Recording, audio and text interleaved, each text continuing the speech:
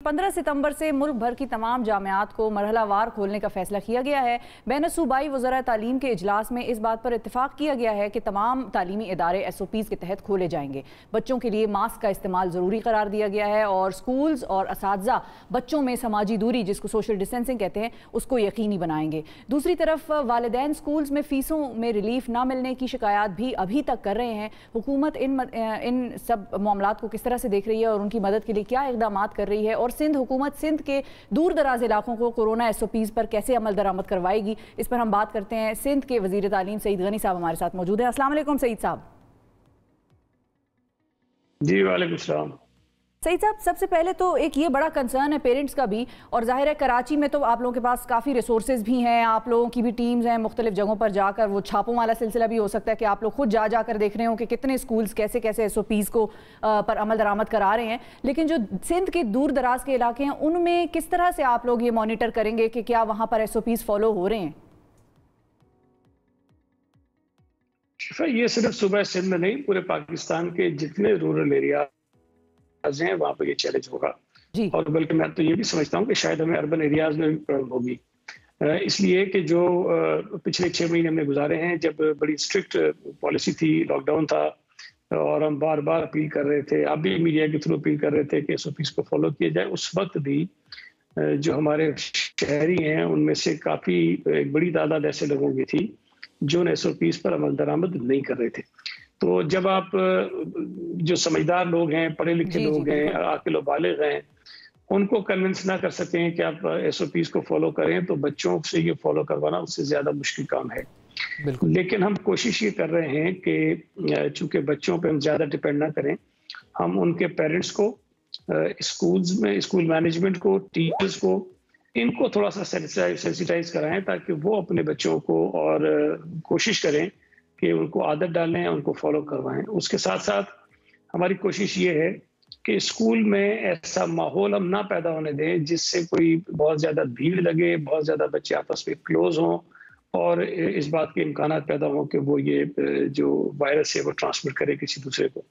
तो कोशिश है बहरहाल, और शुरू के दिनों में तो यकीनन बहुत मुश्किल होगी, बिल्कुल, क्योंकि 6 महीने बाद हमारे स्कूल और तालीमी इदारे बहुत ही डिफरेंट हालात में जो है ना दोबारा रीओपन होने जा रहे हैं।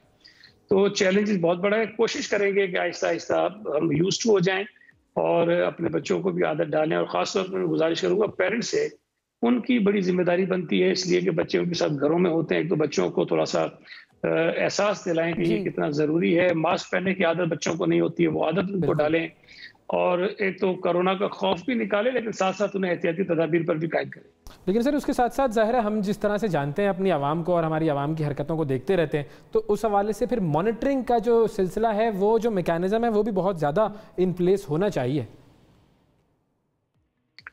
बस वो हम करेंगे, और ये भी हमने तय किया है, यकीनन तमाम हुकूमतें करेंगी, कि अगर हमने कहीं देखा कि लोग SOPs को फॉलो नहीं कर रहे हैं तो हम उन स्कूलों को बंद करा देंगे।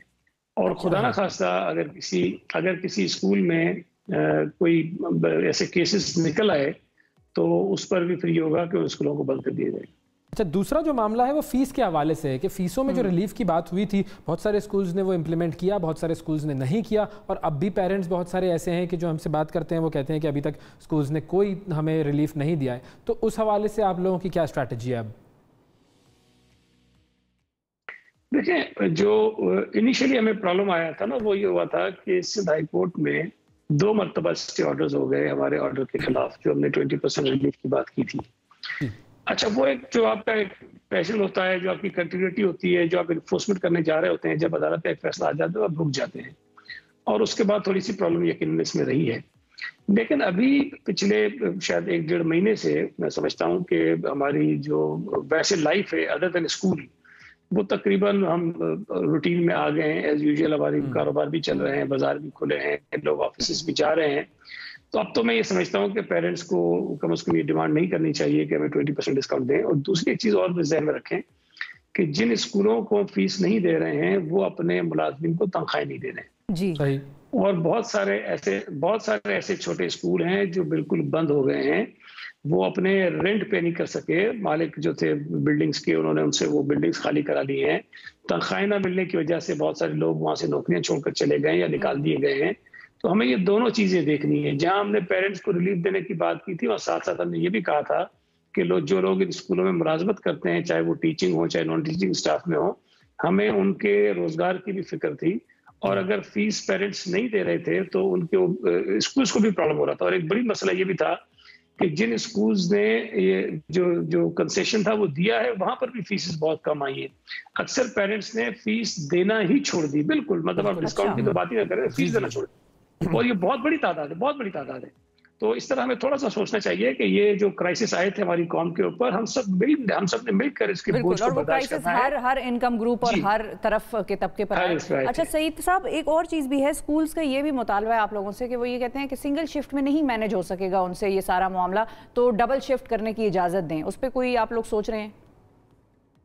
देखिए, हमारे जो SOPs हैं उसमें हमने ये कहा है कि स्कूल्स, चूंकि एक तो बड़ा आसान था ना कि हम कहते हैं 50% कर दें, ये इस पर वर्कआउट जो हमने किया वो ये रास्ता नहीं निकला, क्योंकि हर स्कूल की सिचुएशन डिफरेंट है, उनके जो क्लासरूम्स हैं उनके साइजेस डिफरेंट हैं, वहाँ जितने बच्चे क्लास में होते हैं उनका नंबर डिफरेंट है। तो हमने स्कूल्स को ये कहा है कि आप अपने हालात को देखते हुए आप चाहें तो शिफ्ट तय करें, चाहे तो डेज तय करें, और नंबर ऑफ जो चिल्ड्रन है वो इतने होने चाहिए कि उनके दरमियान एक अच्छा खासा फासला होना चाहिए। फासला होना चाहिए। अच्छा, इसमें एक ऑप्शन ये भी स्कूल को हमने दिया है कि वो चाहें तो अल्टरनेट डेज पे बुला लें, आधे बच्चे एक दिन आए, आधे बच्चे दूसरे दिन आए। तो इस तरह ये होगा कि उन बच्चों को वो 6 दिन के बजाय 3 दिन जो है वो स्कूल जाएंगे, और नंबर जो है वो स्कूल का आधा हो जाएगा। इसी तरह जो डिफरेंट पीरियड्स होते हैं उनको भी वो चेंज कर सकते हैं। डिफरेंट स्कूल जिनके पास ये फैसिलिटी है कि वो बच्चों को ऑनलाइन क्लासेस दे सकते हैं या दे रहे हैं, हमने उनको ये भी कहा है कि आप उसको भी कंटिन्यू कर सकते हैं। और वो पेरेंट्स जो समझते हैं कि उनके बच्चे स्कूल नहीं जाने चाहिए, उनको वो ऑनलाइन क्लासेस के जरिए तालीम उनकी जारी रख सकते हैं। तो हमने स्कूल्स को बहुत फ्लेक्सिबल दे दिए हैं, बहुत जी हम बड़े फ्लेक्सिबल हैं। और हमें पता है कि देखिए, हम अगर ये कोशिश करेंगे कि अपनी SOPs भी ड्रा करें बड़े स्ट्रिक्टली, और उसके बाद स्कूल को कहेंगे आपने मनोन इस पे करना है, ये पॉसिबल नहीं है। तो हमने कोशिश की है कि जो स्कूल जिस तरह से उसको एडजस्ट कर सकता है वो उसको कर ले। सही। और ये ऑनलाइन वाला मामला ज़ाहिर है ये भी पेरेंट्स के लिए अच्छा ही होगा, क्योंकि वो अपनी कंफर्ट लेवल के हिसाब से अपने बच्चों को भेजना चाहें तो भेज दें, ना भेजना चाहें तो ऑनलाइन का उनके पास एक फैसिलिटी मुहैया होगी। लेकिन ये सिर्फ ज़ाहिर है प्राइवेट स्कूलों में हो सकेगा, गवर्नमेंट स्कूल्स तो इस चीज़ को नहीं देख सकेंगे। जी जी, ये बस जहाँ हो सकता है, जहाँ जिन स्कूलों में है, अर्बन एरियाज में तो कई स्कूल कर रहे हैं, रूरल एरियाज में प्रॉब्लम है। लेकिन वहाँ भी हम जब ये क्राइसिस आए थे कोविड के, तो जो हमने अल्टरनेट ऑप्शंस तलाश किए हैं तालीम को कंटिन्यू करने के, उसमें हम कंटिन्यूसली काम कर रहे हैं और वो करते रहेंगे, ताकि खुदा ना खास्ता आगे हालात फिर खराब होते हैं, फिर स्कूल बंद होते हैं, तो वो एक हमारा सिलसिला चलता रहे। बहुत शुक्रिया अदा करेंगे सईद गनी साहब आपका, आपने वक्त दिया।